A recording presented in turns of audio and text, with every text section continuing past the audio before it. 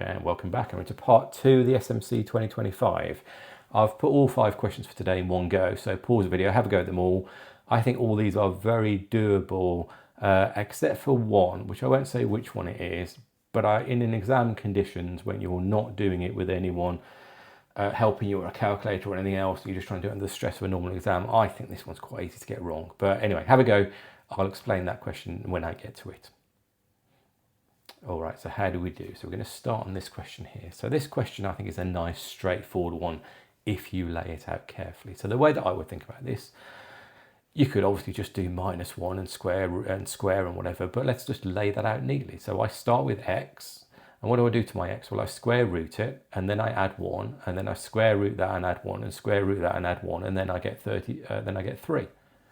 Well, let's just do that backwards. So instead of adding 1, I take away 1, which gives me 2. Instead of square rooting, I square, which is 4.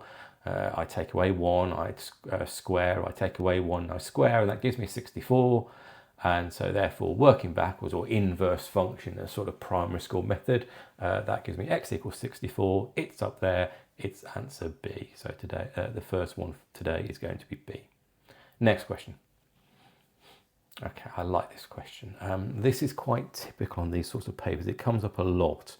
And well, it's just, I mean, for me, I think the thing that stands out straight away is something's removed, but I've got a sequence. So there's 2 ways of doing this. So one is you try and work out the whole thing and then take away the thing that's removed. Or the other thing that I thought about is actually, if I think about the sequence this way, so I've got 2 sequences inside the sequence, which already has some numbers removed.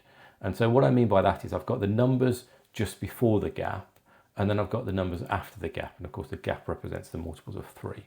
And if I think about those as 2 different sequences, well, I know what these numbers are. 1, 7, and 3 is a sequence which goes up by 6 and starts at 1, so I can say that's 6n minus 5. And sequence 2, which is the number that's just after the gap, so 5, 11, 17, etc., well, that's a sequence which also goes up by 6, except I can write that as 6n minus 1. Okay, great.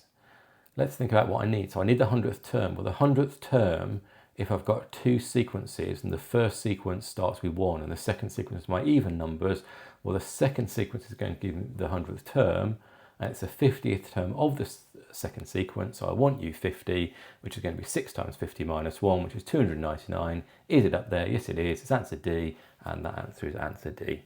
Not awful. I suspect there's a few different ways of doing that one, but I think for me that's the easiest way of both demonstrating and, frankly, the way that I thought about doing it when I did the paper. Next one.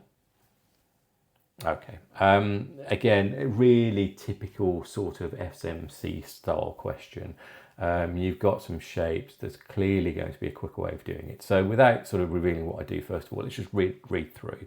So 3 arcs, radius 1, except the arc down the bottom is down here, and then we've got arcs here. So if I drew a triangle here, that's an equilateral triangle. Okay, I'm starting to think I'm getting somewhere, because the equilateral sine of 60 is, or sine of pi over 3, depending on whether you use radians or not.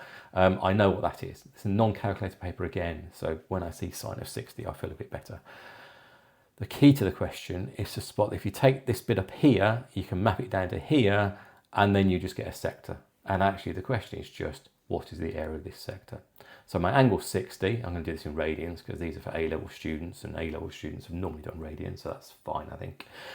So do it in radians, which means the area of the sector is half r squared theta. Again, do it in degrees, 60 over 360 times pi r squared gives you the same answer.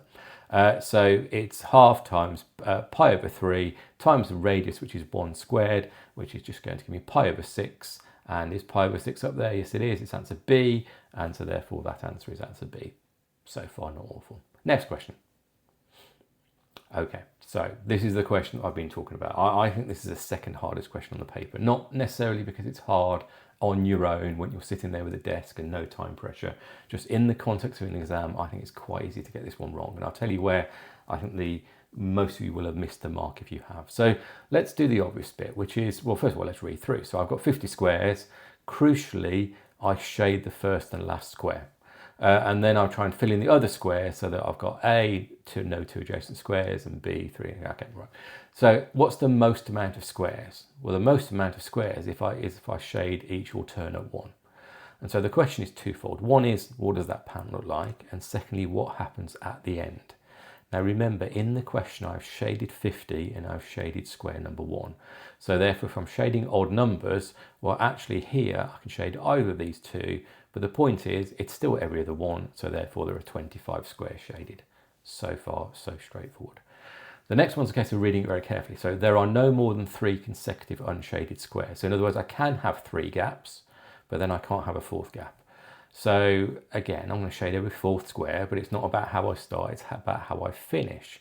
So in other words, is my last shaded square going to be here? Is it going to be nice and simple and then on the 50, or is it going to be here? So let's think about this as a sequence. So my pattern is 4n minus 3. In other words, every 4th square, take away 3 to get the 3rd one. Well, the 11th one works, so my 11th square is going to be 41, that's fine, that doesn't interact with the 50. My 12th one is 45, that works as well, and my 13th one is 49, which I can't do because that's next to the 50 and I can't have adjacent squares.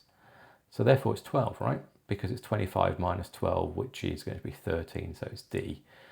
But it's not, because of course I can still paint the 13th square.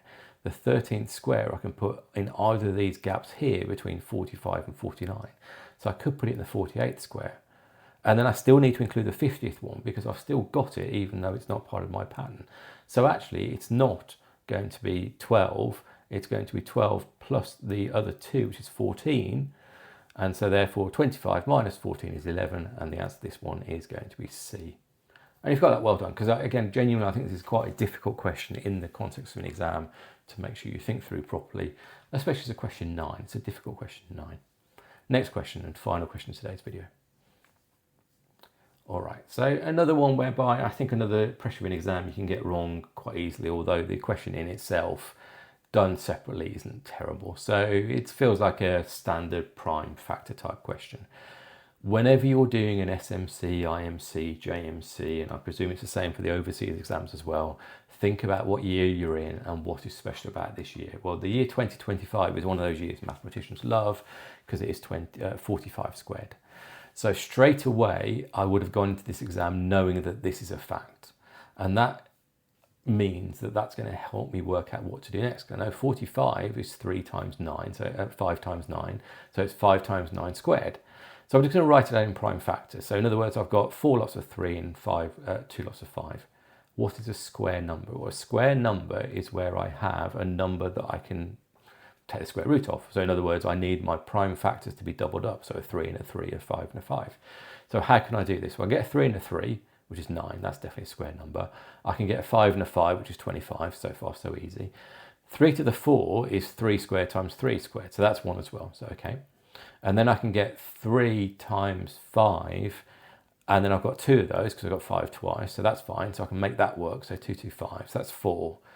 And then of course under the stress of the exam, the one you're going to miss is 225, and of course the other one is the number 1, which is a square number as well. So put all these together, you've got 1, 2025, 9, 25, 81, 225, 6 numbers, 6 is my answer, so it's answer E. And that is today done. Well done if you got all of those correct. So a slight jump in difficulty tomorrow, I think. Still not terrible, but you might have to think about them a little bit or move on if you're not quite getting it. But I don't think, apart from question 9, which is easy to mistakenly get wrong, not awful today. As ever, comments down below. Do leave a like to the video, always appreciated. And I will see you for the next part. Thanks all.